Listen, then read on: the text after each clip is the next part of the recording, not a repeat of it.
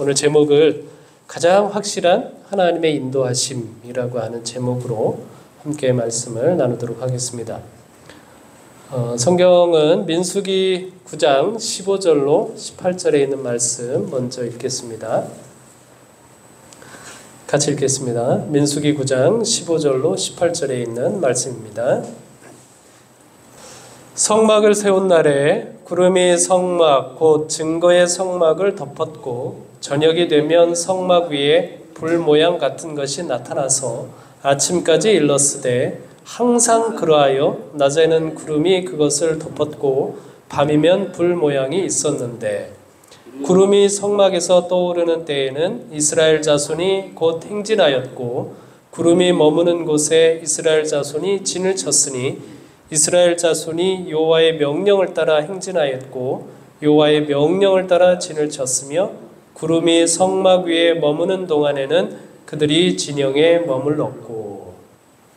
자, 민수기 10장 33절로 36절에 있는 말씀도 같이 읽겠습니다. 민수기 10장 33절로 36절입니다. 같이 읽겠습니다. 그들이 여호와의 산에서 떠나 3일 길을 갈 때에 여호와의 언약궤가 그 3일 길에 앞서가며 그들의 쉴 곳을 찾았고 그들이 진영을 떠날 때에 낮에는 여호와의 구름이 그 위에 덮였었더라. 궤가 떠날 때에는 모세가 말하되 여호와여 일어나사 주의 대적들을 흩으시고 주를 미워하는 자가 주 앞에서 도망하게 하소서 하였고 궤가 쉴 때에는 말하되 여호와여 이스라엘 종족들에게로 돌아오소서 하였더라. 아멘. 자, 우리가 읽은 본문은 하나님께서 이스라엘 백성들을 인도한 세 가지 불기둥과 구름기둥과 하나님의 언약궤에 관한 말씀을 하고 계십니다. 이 말씀을 보면서 여러분들이 이렇게 좀 질문을 가지면 좋을 것 같은데요. 여러분들 본문을 읽으시면서 마음 가운데 어떤 좀 질문이 좀 떠오르십니까? 어떤 질문이 떠올라요? 아, 참 신기하다. 아, 하나님께서 왜 이렇게 하셨을까? 하는 부분들이 좀 있으세요? 네. 저는 이렇게 한 세 가지 질문을 해봤습니다. 불 모양 같은 것이 있었다. 불기둥에 관한 말씀인데요.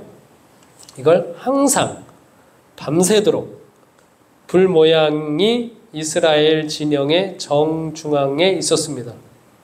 그래서 엉뚱한 생각이긴 하지만 숙면에 방해되지는 않았을까요? 막 화나니까. 네. 그 난로처럼 계속 밤에 있었던 걸까요? 한번 생각을 해봤습니다. 그 다음에 이제 두 번째로는 자, 구름의 움직임을 따라 행진을 하기도 하고 진을 치기도 했습니다. 그런데 모세는 구름을 따르는 모습을 8번이나 거듭해서 여호와의 명령을 따라라는 말을 반복을 하죠. 무엇을 의도하고 있을까 생각을 해보는 것입니다. 뭐 한두 번 할 수 있잖아요.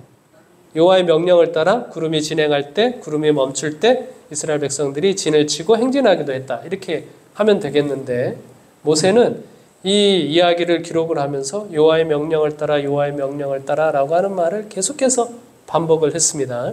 의도가 있겠죠. 한번 생각을 해보시면 좋겠습니다.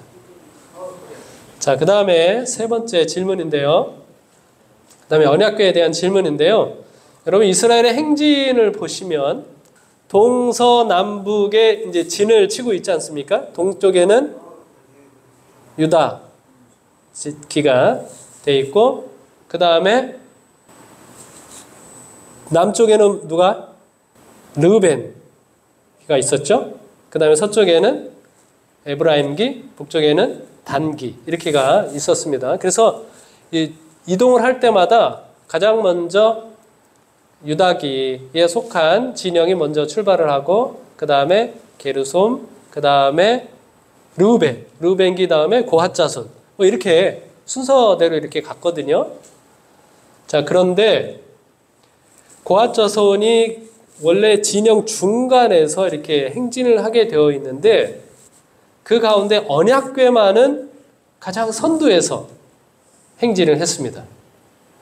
거기 고앗 자손이 취급하고 있는 것들은 성막 안에 있는 모든 성물들이에요. 그렇죠. 뭐 번제단, 뭐 등대, 떡상, 분향단, 그 다음에 언약궤 이런 또 성막의 모든 기구들을 다 이렇게 메고 가는데 다른 것들은 다 진영 중앙에서 있었는데 언약궤는 어디에 있었어요? 맨 진영 선두에서 앞서가도록 했습니다. 이유가 뭘까요? 네. 네. 한번 여러분들이 좀 생각을 해보면 좋겠습니다. 자, 좋아요. 여러분들 옆에 계신 분하고 1, 2, 3번 가운데 자, 5분 정도 시간을 드릴 테니까 한번 우리 이 얘기 한번 해보자라고 하면서 한번 나눠보시면 좋을 것 같습니다. 왜 그럴까? 1번, 2번, 3번 가운데 옆에 계신 분하고 한번 나눠봐 주세요. 여러분 이 질문들을 통해서 궁극적으로는 우리가 예수님의 모습을 보려고 하는 겁니다. 민수기 9장 15절로 18절에 있는 부분을 먼저 생각을 해보도록 하겠습니다. 불 모양이 있었던 부분이잖아요. 밤이면 이렇게 불 모양이 있었는데 뭐 이거는 뭐 다 동의하실 겁니다. 잠깐 좀 보시면 불 켜고 자면 위험하다. 우리가 잠을 잘 때 조금이라도 빛을 차단하는 것이 좋다는 거예요. 자, 그런데 이스라엘 백성들은 광야 생활 40년 하는 동안 어떻게 잠을 잤어요? 불이 환하게 해놓고 잠을 잤습니다. 중앙에 하나님의 불이 성막 위에 있으면서 그렇게 잠을 자도록 했습니다. 왜 그랬을까? 이 부분을 이렇게 보면서 여기에 하나님의 깊은 뜻이 있겠다 싶습니다. 먼저 이 모세가 이 기록을 하고 있는데 모세는 불꽃 모양에 대한 매우 좋은 추억을 가지고 있습니다. 하나님과 관계돼서 출애굽기 3장 2절에 보면 그가 처음 부르심을 받을 때 하나님이 뭐로 나타나셨어요? 불꽃 모양으로 나타나셨습니다. 가시덤불 가운데 하나님께서 불꽃 가운데서 임재하셨었죠. 자, 그런데 그 불꽃 떨기나무는 사라지지 아니했습니다. 그 다음에 이제 출애굽기 13장 21절에도 보면 이스라엘 백성들이 밤에 나오죠. 밤에 나올 때 그들을 인도한 하나님은 불기둥의 모습으로 인도했습니다. 그리고 이스라엘 백성들과 애국 군대를 구별을 할 때에도 이스라엘 백성들은 불기둥이, 애국 군대는 구름기둥이 이렇게 암흑으로 나눠서 그들을 보호를 했었죠. 그 다음에 이제 출애굽기 19장 18절에 보면 시내 산에 연기가 자욱할 때 여호와께서 불 가운데서 강림하셨습니다. 이스라엘 백성들이 지금 우리가 읽은 민수기 9장 10장에 있는 내용은 시내 광야에서 성막도 세우고 모든 이스라엘 나라의 법들도 다 세우고 이제 국가의 형태를 다 갖춘 다음에 이제 곧 떠나는 장면입니다. 그러니까 시내산에 있는 동안 시내산에 종종 하나님께서 구름과 불기둥 가운데서 불꽃 가운데서 강림하시는 모습을 이스라엘 백성들이 종종 보았던 것이죠.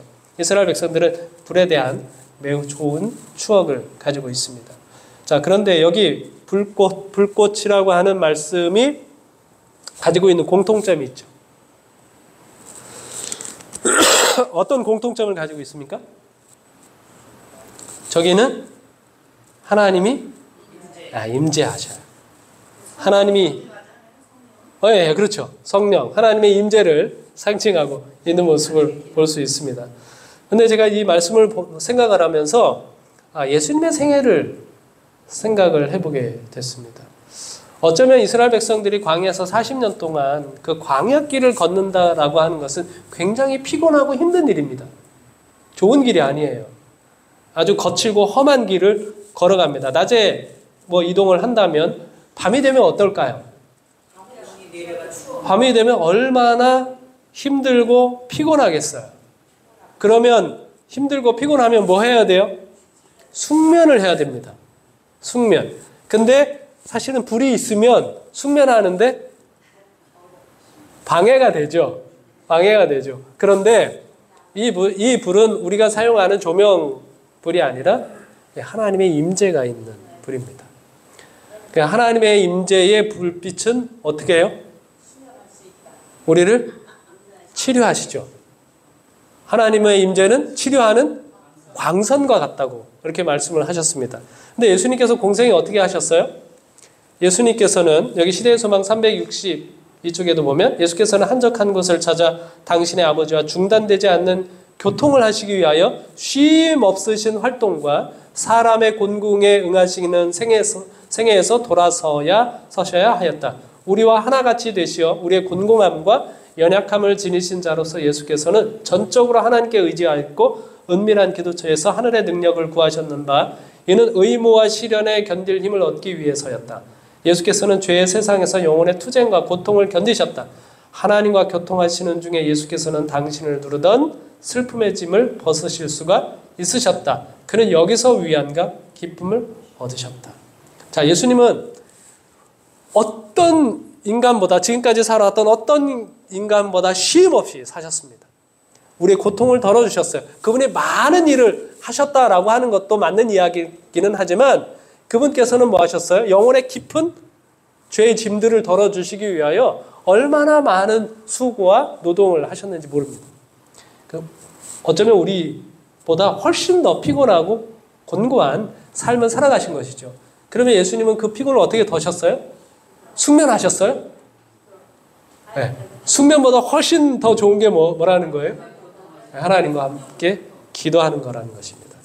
예수님은 피로를 기도로 푸셨어요. 그래서 예수님의 기도의 생애를 보면 밤새 기도하신 장면도 볼 수 있고 심야에 기도하신 장면도 볼 수 있고 새벽에 기도하신 장면들을 우리가 볼 수 있습니다.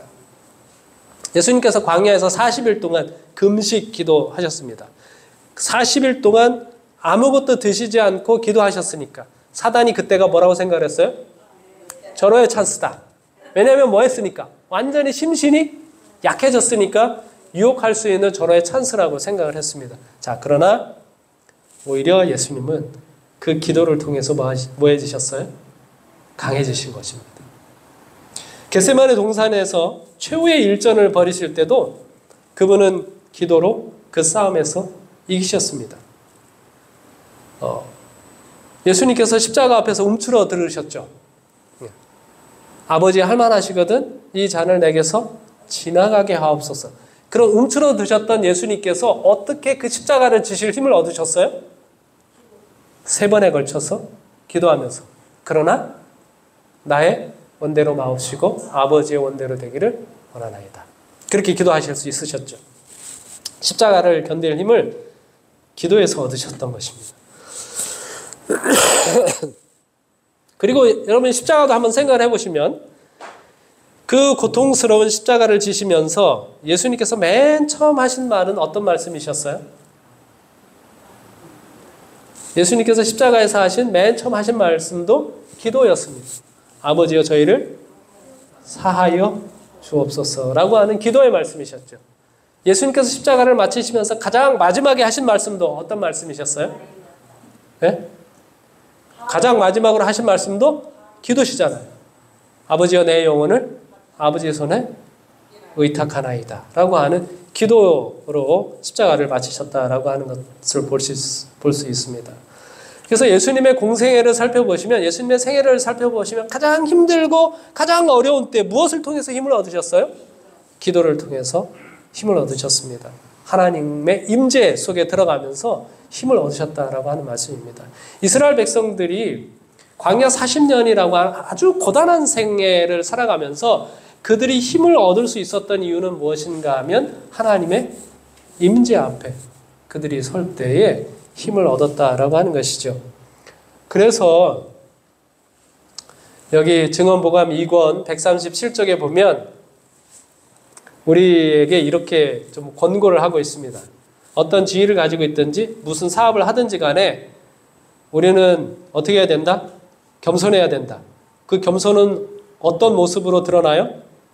하나님의 도움의 필요를 느끼는 것. 이게 겸손이에요.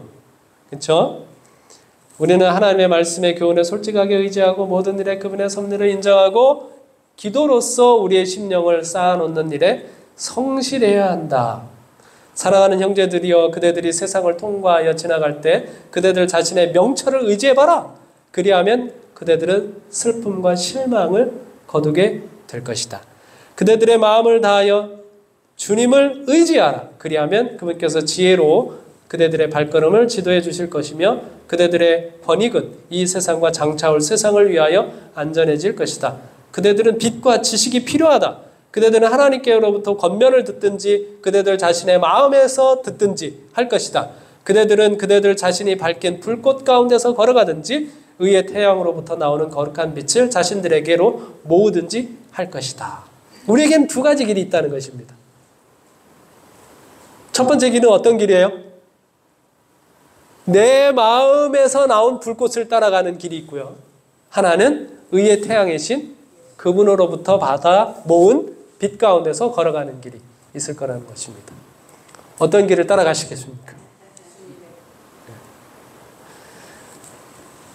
하늘에는 뭐가 없어요? 하늘에는 밤이 없습니다. 하늘에는 어둠이 없습니다. 그렇죠? 태양빛보다 밝은 하나님과 어린 양의 빛이 모든 구원받은 무리들을 비추고 있습니다. 잠을 못 자니까 피곤할까요? 아니에요.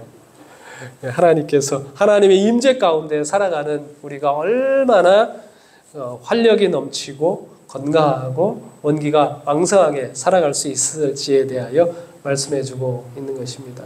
그래서 저는 광야 40년을 살아간 이스라엘 백성들의 모습을 보면서 밤마다 그 불빛이 진영 가장 정중앙에, 그러니까 깜깜한 집은 한 군데도 없는 거예요. 그 모든 이스라엘 백성들이 밤에 낮에는 걸어가고 밤에는 환한 그 불꽃 가운데서 지냈지만 그들이 활력을 가지고 살아갈 수 있었던 것은 그것이 하나님의 임재였기 때문이었습니다. 그래서 우리가 그 어떤 세상에서 우리의 피곤을 풀어줄 수 있는 그 어떤 것보다 하나님의 임재 가운데 거하는 것이 우리에게 얼마나 큰 힘과 용기를 주는지 생각하게 됩니다. 그 다음에 두 번째로는 이제 구름이죠. 여기 한번 세보세요. 구름이 인도하는 것에 대한 17절부터 23절, 아까 말씀드렸던 것처럼 여호와의 명령을 따라, 여호와의 명령을 따라, 여호와의 명령을 지켜, 여호와의 명령을 따라, 여호와의 명령을 따라, 그리고 여호와의 명령을 따라, 여호와의 명령을 따라, 여호와의 명령을 따라, 이렇게 8번이나 모세가 아주 집중적으로 강조하고 있는 모습을 볼 수 있습니다. 여러분, 우리가 이번 주에 이제 말씀을 나누면서 제가 단톡방에도 구름이 여호와의 명령을 확실하게 드러내는 것이다라고 하는 것을 생각할 수 있는, 네네, 말씀을 드렸었습니다. 여러분, 구름에 대한 일반적인 이미지는 일단은 부정적이죠. 그렇죠? 뭔가 가리고 어둡고 한 것입니다. 뭐 성경적인 이미지도 여기에 잘 어울리는 구절이 있죠. 애가 3장 44절에 보면 주께서 구름으로 자신을 가리사 기도가 상달되지 못하게 하시고 라고 말씀하셨어요. 구름은 뭐예요? 네, 구름은 뭔가 하나님과 우리 사이를 가리는 그런 역할을 하고 있습니다. 그래서 예수님께서 십자가에서 달리셨을 때 예수님께서 엘리 엘리 라마 사박다니라고 이렇게 고통의 부르짖음을 지르신 이유가 뭐예요? 네? 그 십자가를 하나님께서 암흑으로 구름으로 가리웠기 때문에 하나님께로부터, 하나님 아버지께로부터 이제 버림받았다라고 하는 그런 절망감을 표현을 한 것이죠.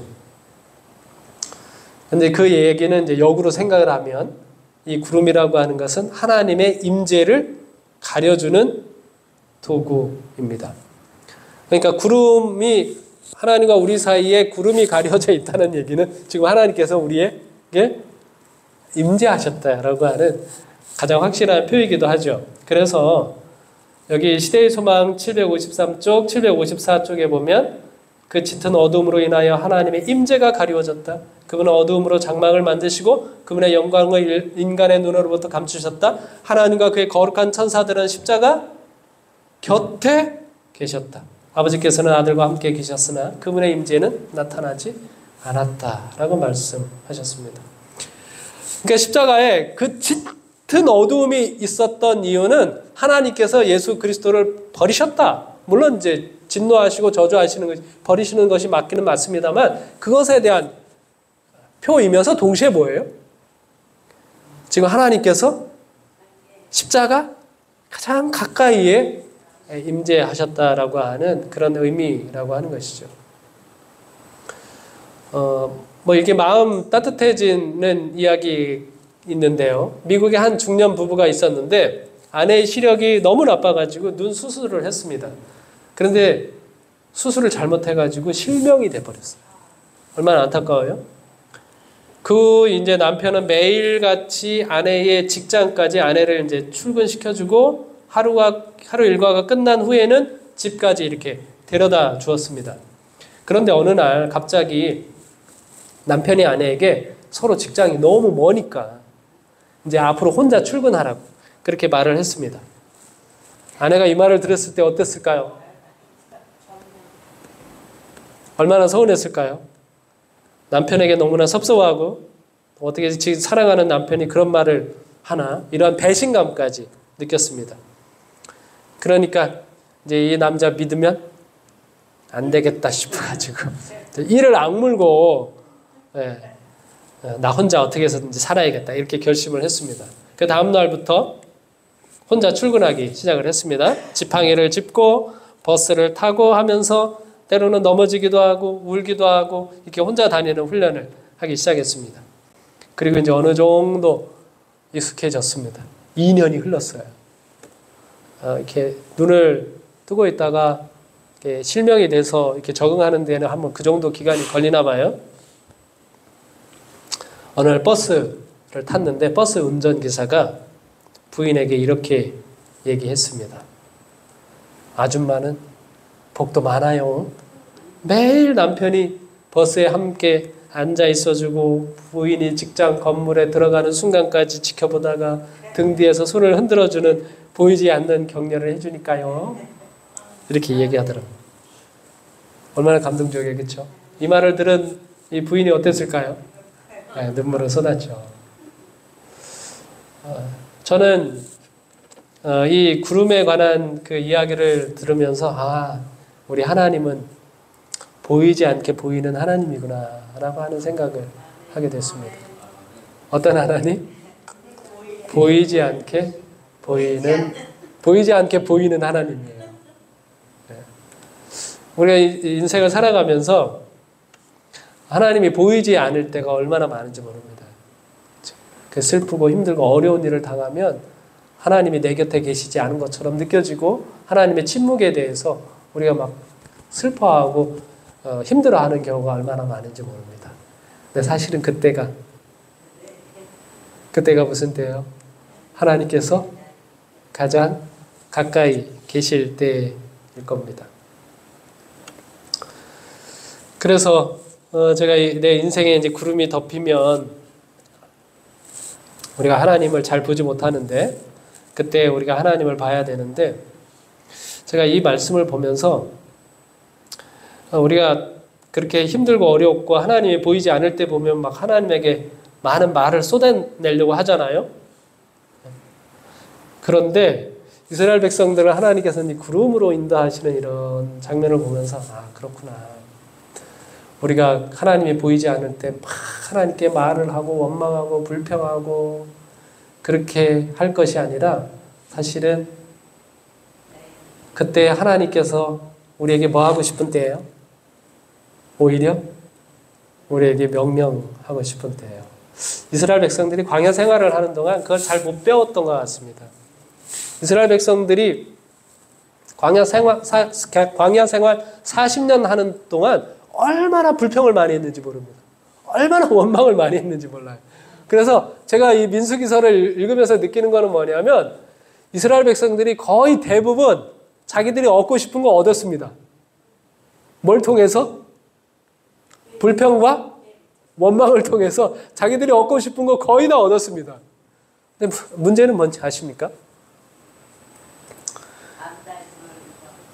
그렇게 불평과 원망으로 얻고 싶은 거 얻었던 그 사람들 가운데 가나안 땅에 들어간 사람이 있어요? 없어요? 가나안 땅에 들어간 사람 없어요. 다 광야에서 죽었습니다. 우리가 그 사람들을 보면서 그 이스라엘 백성들을 보면서 참 많은 것을 배우면 좋을 것 같습니다.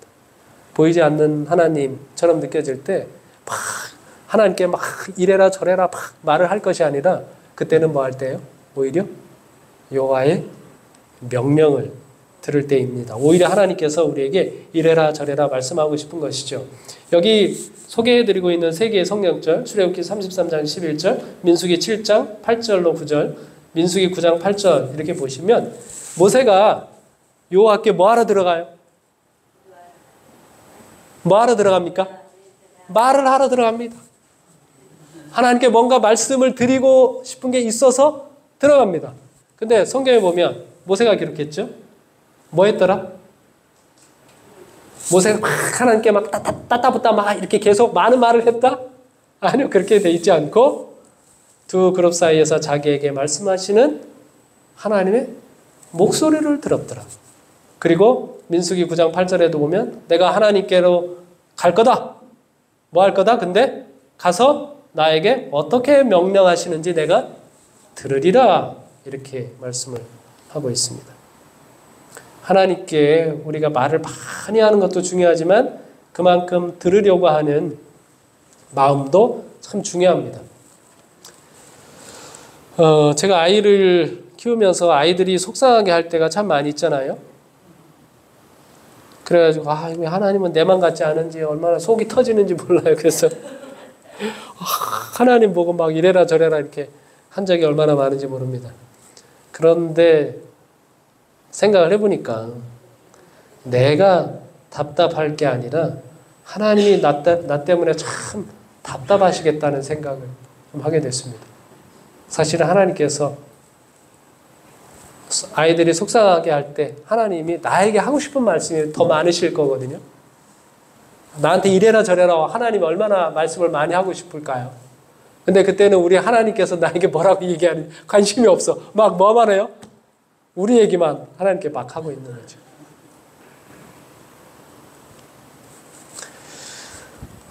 자, 세 번째 살펴보도록 하겠습니다. 뭐예요? 하나님의 언약궤가 앞서 그들의 쉴 곳을 찾습니다. 이제 드디어 성막이 세워지고 언약궤가 이제 만들어지고 거기에 1년 동안 있은 다음에 드디어 이제 이스라엘 백성들이 시내 광야에서 이제 떠나서 다른 목적지를 향하여 갑니다. 그 길이 3일 길이에요.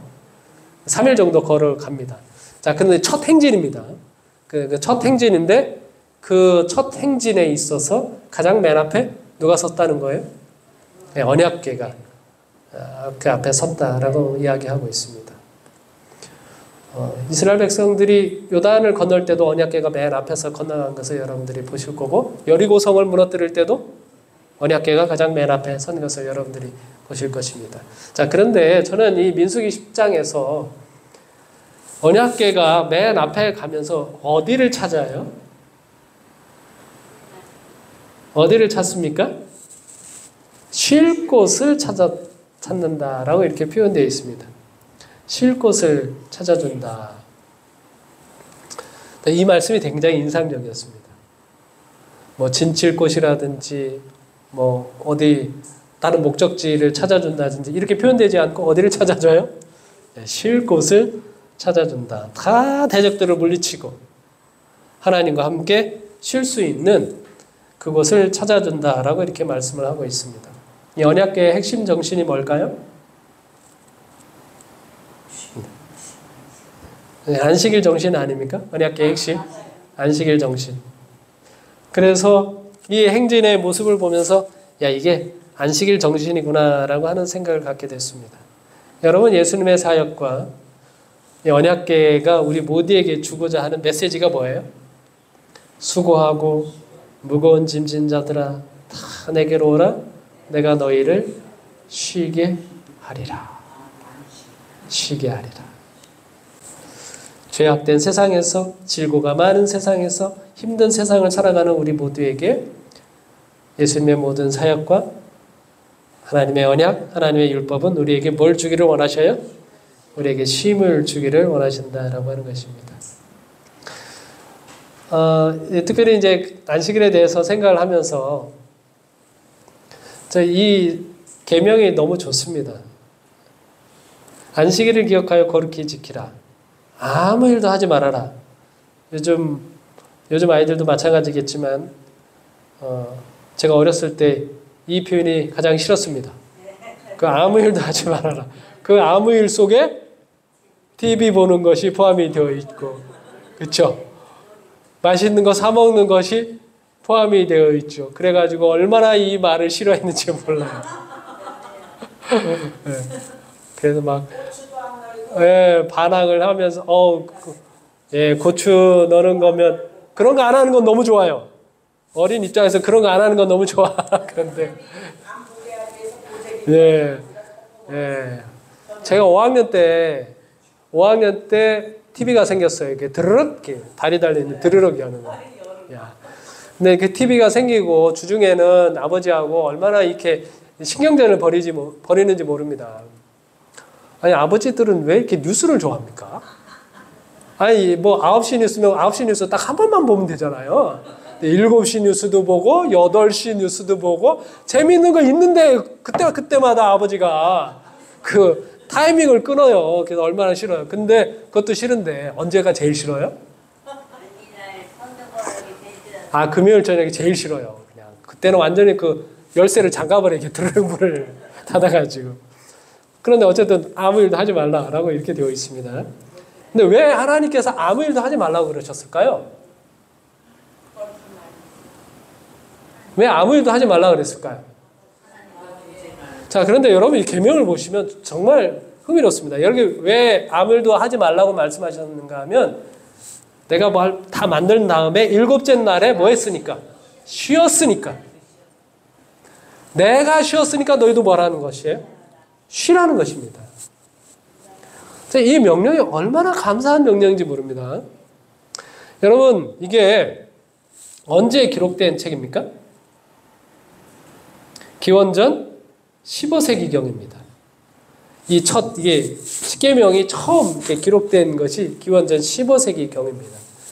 그 당시 사람들에게 쉼에 대한 개념이 있었을까요? 그 당시 쉼에 대한 개념은 어땠을까요? 여러분 고대 바벨론의 문헌을 보시면 사람이 왜 창조되었는가? 신들이 여러 가지 허드렛 일을 하게 되는데 신들이 자기가 명색이 신인데 허드렛 일 하는 게 좋아요? 싫어요? 싫어요. 아유 우리 좀 쉬어야 되는데 안 되겠다. 그래가지고 뭐 피와 흙을 진흙을 막 섞어가지고 사람을 만들었어요. 뭐 시키려고? 일을 시키려고. 신들이 하던 허드렛 일을 시키려고 사람을 만들었단 말이에요. 그래서 쉼이라고 하는 것은 신들에게만 허락되고 또 신들의 아들인 왕에게만 허락이 되는 것입니다. 뭐 특별한 그 연례 행사나 이런 명절이나 이런 때만 이제 쉬도록 하게 있고 왕이 이제 허락을 해가지고 일반적으로는 쉼이 허락이 되어 있지 않아요. 일반인들은 쉼에 대해서 꿈도 꿀 수가 없는 것이죠. 그런데 일반인도 마찬가지인데 종, 짐승, 외국인 누릴 수 있어요? 없어요? 절대 쉼이라고 하는 것을 누릴 수 없는 겁니다. 그런데 하나님께서 그런 사람들에게까지 뭘 보장해 줘야 된다? 쉼을 보장해 줘야 된다라고 이렇게 이야기하고 있습니다. 그리고 그 이유를 설명하기를 그렇게 해야 그 사람들이 건강하다. 이게 아니에요. 내가 쉬었으니까 뭐 해야 된다? 다 쉬게 해야 된다. 라고 말하고 있습니다. 하나님이 복을 주었고 하나님이 거룩하게 하셨기 때문이라고 이렇게 이야기하고 있습니다. 이 말씀은 하나님이 누리는 모든 것들은 뭐 해야 된다는 메시지예요. 모든 인간이 아무도 차별 없이 다 누리게 해줘야 된다라고 하는 계명이 이 안식일 계명 속에 포함되어 있는 거예요. 이게 얼마나 놀라운 말씀인지 모릅니다. 지금에서는 이런 것이 그렇게 크게 신기하게 느껴지지 않을 수 있어요. 다 쉬니까 일주일에 한 번씩은 다 쉬고 이제 이틀 쉬고 이제 반나절은 더 쉬자 이렇게 그런 이야기가 나오는 시대인데 이게 그렇게 감동적이지 않게 느껴질 수 있겠습니다만, 기원전 15세기에 이런 법령이 만들어진다고 하는 것은 꿈에도 생각할 수 없는 거예요. 그리고 그것이 그냥 인간의 윤리로서 말씀을 드리는 것이 아니라 하나님이 누리는 것은 모든 인간이 다 차별 없이 누려야 한다라고 말씀을 하고 있는 것이니 이게 얼마나 놀라운 계명인지 모릅니다. 그리고 예수님께서 이 땅에 오셨을 때 뭐라고 말씀하셨는가 하면 안식일이 누구를 위하여 있는 것이다? 사람을 위하여 있는 것이다. 그러니까 인자는 안식일에도 주인이니라 라고 이렇게 말씀하셨어요. 이 말씀의 의미가 뭡니까? 이 말씀의 의미가 뭐예요? 왜 예수님이 안식일이 내가 주인이야 이렇게 말씀하시는 거예요? 예? 예? 야, 너 쉬어. 이제 이 날은 네 마음대로 해. 네 마음대로 해라고 하면 사람이 쉴까요, 안 쉴까요? 자기를 위해서 쓸까요, 안 쓸까요? 안 써요. 이 날이 사장인데 사장에게 당신 마음대로 하는 날입니다라고 이야기하면 이 사장이 종업원들을 쉬게 해줄까요, 안 쉬게 해줄까요? 쉬게 안 해줍니다. 그들을 조금이라도 일을 더 시켜서 뭐예요? 수입을 얻어내려고 하죠.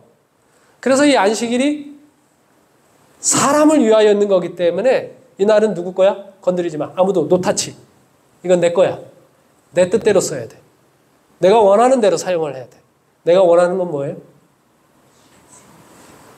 죄악 가운데서 힘들고 지치고 죽어가고 있는 이 영혼들이 이 안식일에 뭐 하는 것? 쉼을 누리고 회복을 누리고 구원을 얻게 하는 것. 이게 내 마음이야. 이 날은 내 마음대로 너희들이 사용을 해야 돼. 내 뜻대로 이 날을 사용해야 돼 라고 말씀을 하고 있는 것이죠. 안식일 계명이 얼마나 놀라운 계명인지 모릅니다. 이 언약궤가 이스라엘 백성들을 뭐합니까? 인도해요. 어디를 찾아요? 쉴 곳을 찾아요. 이스라엘 백성들이 그 쉴 곳을 이 언약궤가 탁 찾아가가지고 하다가 안식일이 되면 안식일은 뭐 하는 날? 안식일은 쉬는 날입니다. 모든 백성이 쉬는 날입니다. 만나도 거두지 않고 다 쉬는 날입니다. 하나님께서 정말 우리에게 원하시는 것이 무엇인지 깊이 깨닫는 것이죠. 하나님의 은혜를 깊이 누리는 것이죠. 마지막 남은 백성도 언약궤가 우리를 인도해 갈까요? 그래서 성도들의 인내가 여기 있나니 하나님의 계명과 예수 믿음을 지키는 자니라. 뭐가 인도해 가요? 우리의 삶도? 언약궤가 우리의 삶을 인도해 갑니다. 뭐 하도록? 영원한 쉼과 영원한 회복을 누릴 수 있도록 하기 위하여 그렇게 하는 것입니다. 우리 모든 성도님들, 하나님께서 우리를 인도하시는 불기둥, 구름기둥, 그리고 언약궤, 이 삶이 우리 모두도 인도하게 되기를 간절히 바라면서 말씀을 마치도록 하겠습니다.